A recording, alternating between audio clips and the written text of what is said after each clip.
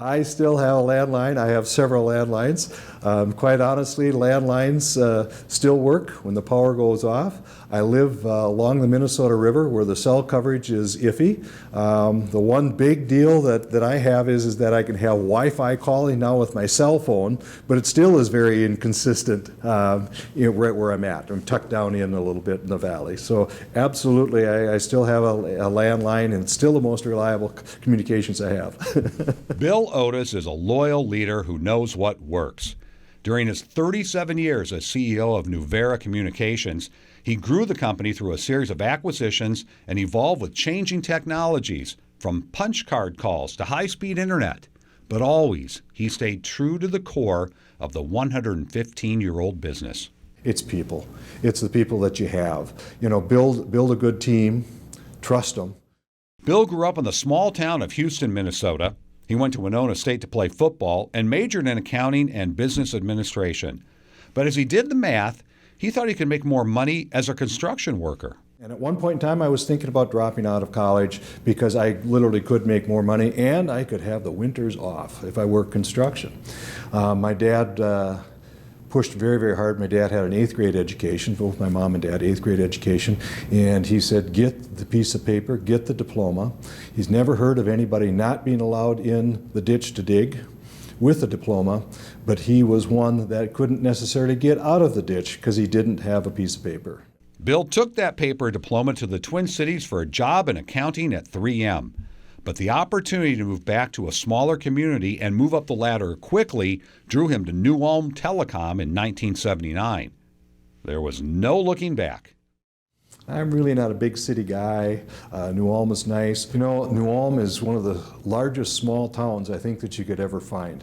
It's very interconnected. It doesn't take long. You can connect to somebody that you both know because there's a lot of relatives and people are friendly enough to find out. Nuvera liked the fact that Bill knew business, he knew construction, and he understood telecom. His father worked for Ace Telephone in Houston, Minnesota. After just 3 years as controller for Nuvera, the company named Bill Otis its CEO.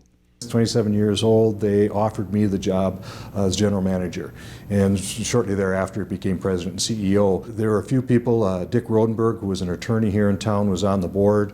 He talked me through that I could do this. If anything, I think that I was too dumb to know what I didn't know. He knew this. Growing the business would be important to its longevity. But that's not easy in a small town. As we started looking at trying to grow the business and thinking that we need scale, a lot of the things that we do, whether it's billing, whether it's taking calls, all of that, is that the cost is about the same whether you double your size or stay where you're at. And we started looking at that. We decided that we probably couldn't do it organically. We probably couldn't just do it with the area that we had because the area wasn't growing. It's a rural area, so it doesn't grow very fast. So then we started looking at, is there companies that we could buy, and is there ways that we could grow, and we did that slow. People say, well, why did you buy People's Telephone Company in Aurelia, Iowa? And the answer is because it was for sale when we wanted to buy something. You know? The growth continued. Nuvera bought up telecom companies in other small communities throughout the Midwest and entered the cellular market. Today, that little phone company Bill went to work for in 1979 is a nearly $65 million modern telecommunications company.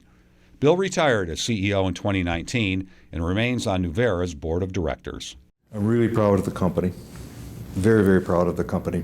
I'm proud of how the company fits in the community, and when communities, I mean, because there's a number we're in, I don't know how many communities at this point in time with a couple hundred employees, but you know, this company is really part of this community. It's headquartered here. It's got its roots here, and so I really, really feel like, you know, I'm part of the community. I'm part of the business.